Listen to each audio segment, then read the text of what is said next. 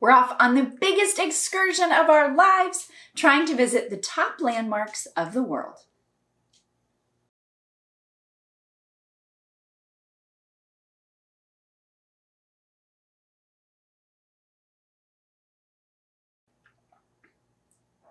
Hey gang, thanks for joining us at Taser Mouse Studio 3. I'm Will Meadows. And I'm Sara Meadows. Today we're reviewing the game Expeditions. This is from Super Meeple. It's designed by Wolfgang Kramer, and it features art from Jan Valieni. This is a 1 to 6 player route building game where players are adding to one of 3 different expeditions, trying to visit all the destinations in their itinerary. Super Meeple sent us this preview copy to check out, so let's go ahead and jump in and take a look. Each player will have destination cards they are trying to visit using one of the 3 expeditions.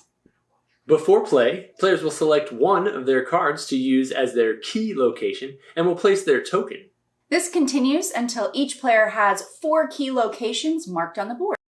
On your turn, you will add a matching colored arrow to one of the paths. If you or any player reaches a destination, you may immediately claim it for points. 6 common objectives are available for anyone to claim.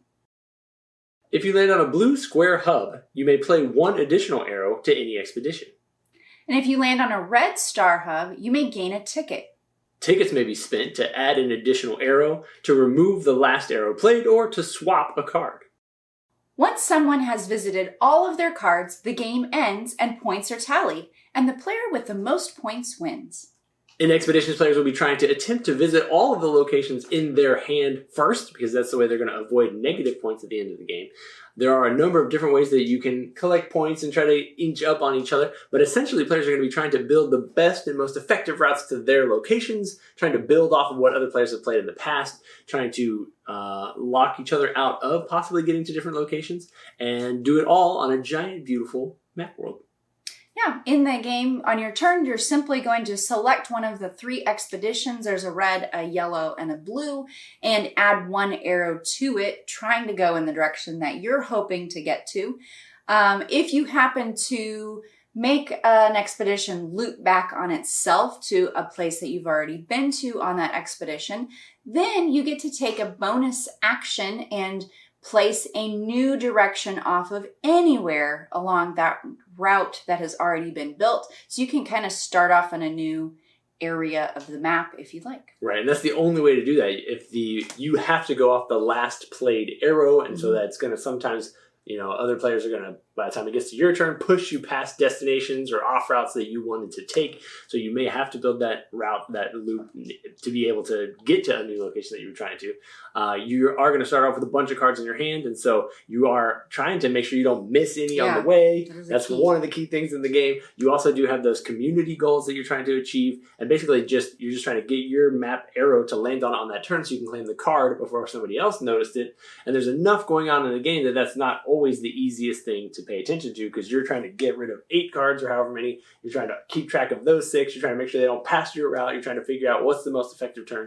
And so even though this game is very easy to play, there is a lot to look at and pay attention to.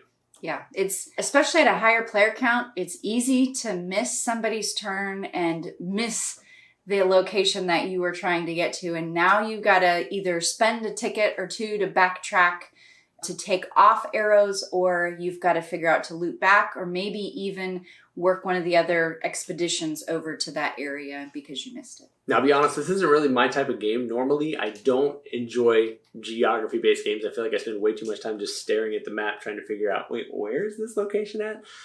It's also, like, to me, if a game is going to be like Ticket to Ride, I would just rather play Ticket to Ride most of the time.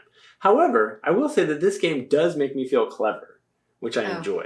When I'm playing this game and I see that she's about to get to the edge of the map and I realize, I actually want to snag a place on the other side of the map, and so I shoot it across the map, and now I'm on the other side of the continent, or whatever the map, and she has to backtrack to get back to it. Like, there's some of those moves where you kind of can tell where they were heading. You jutted them off in a way that they didn't want to go, which gave you the lead and allows you to finish soon, and that happens a fair amount in this game.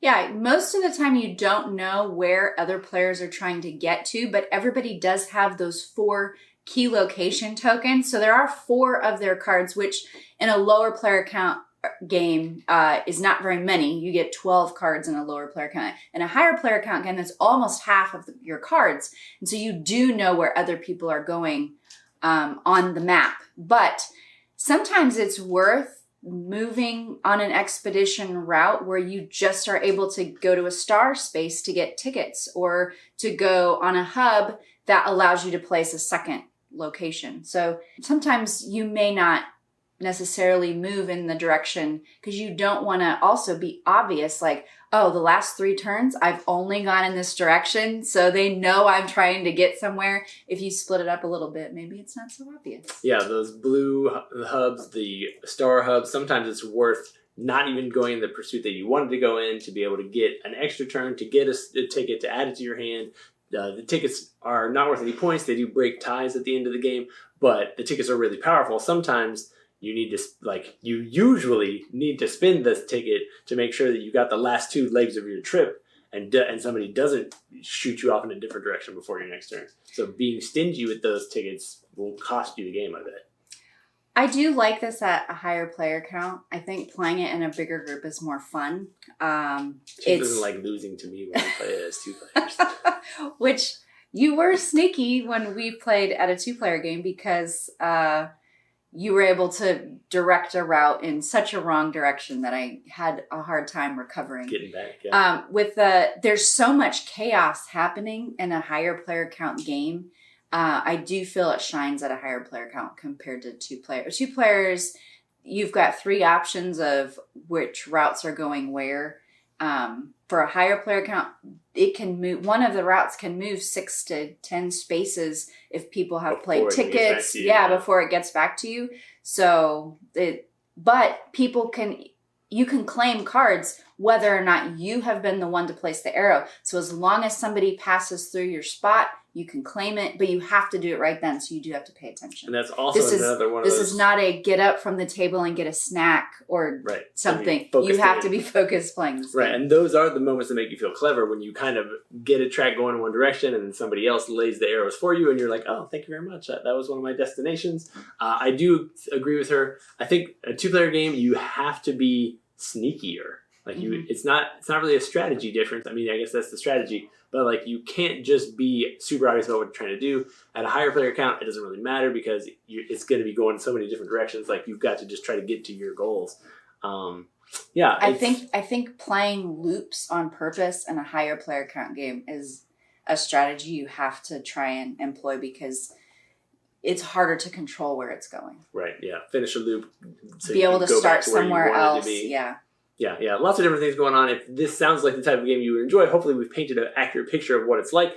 If so, and it sounds interesting to you, then definitely check out Expeditions from Super Meeple. And then, as always, thank you guys so much for tuning in, following along, liking all the videos that we have going on here at Tantrum House.